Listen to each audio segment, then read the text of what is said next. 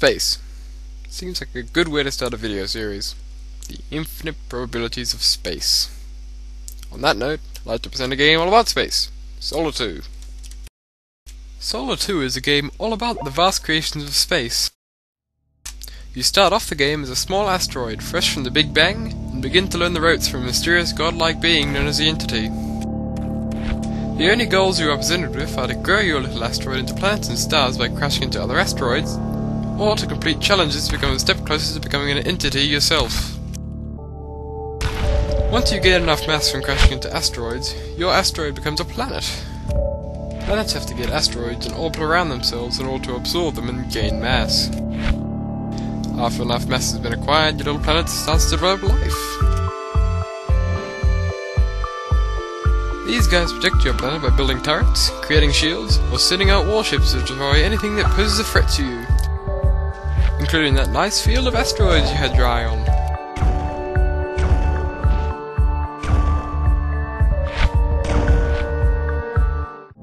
Next up, after you absorb more asteroids, you become a small star, betraying your civilization in the process.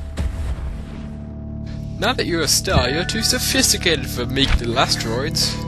Now you're hungry for planets. In order to develop your star, you have to get planets in orbit around you. You can do this by flooding them wandering alone in the depths of space, around other stars waiting to be stolen, or still asteroids waiting to be mashed together by you. When you have finally gone through the 4 stages of being a star, you eventually become a black hole. The goal here is simple. Suck in anything and everything to become the biggest thing in the entire universe. Unfortunately, you're not the only black hole out there. Then, finally, after eating many a civilization, you reach the Big Crunch, and are so big that you literally suck in the entirety of the universe and yourself.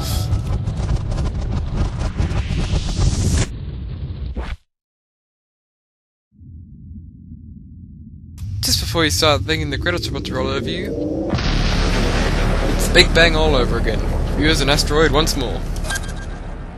Completing the evolution of your planet is only the topping on the cake that is Solar 2. Apart from growing your planet, you could also try to foster your solar system, complete with several stars to boot. Or you can give one of the missions a try. These missions can consist of planet escorts,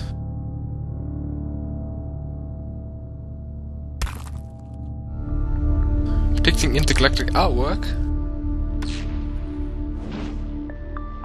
or even being a big creepy intergalactic disco ball.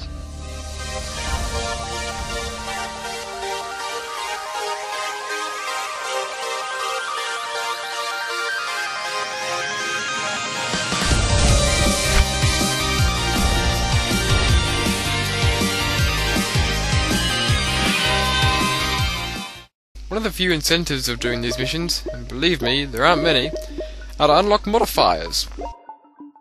These allow you to change many of the way the game functions.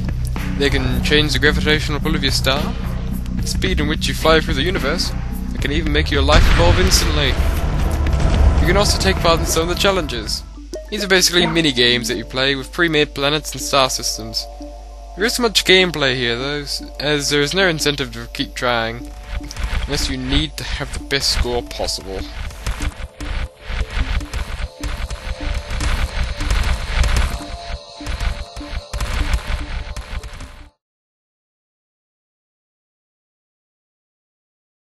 With non-linear gameplay, the player is able to choose what they want to do and how they want to do it. With a multitude of challenges and missions to complete, you won't run out of content for a while. With the ability to save your systems, you can preserve your work whilst continuing on something else entirely. And of course, there's an infinite maps.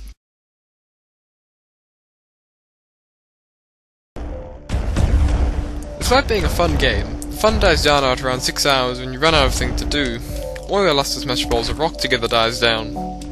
There's also a jarring shift of difficulty with some of the missions.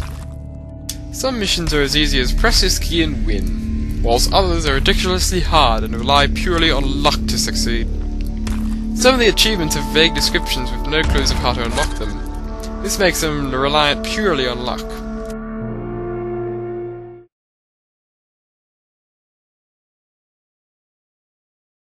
When you are a black hole, you have a set size limit before you trigger the big crunch.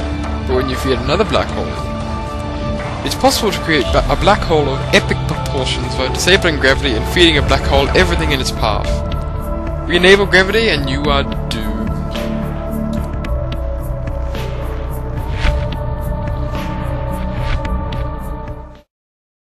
Warcraft's a game with an interesting concept. A short lifespan sets it down, but there's always some planet destruction you can come back to.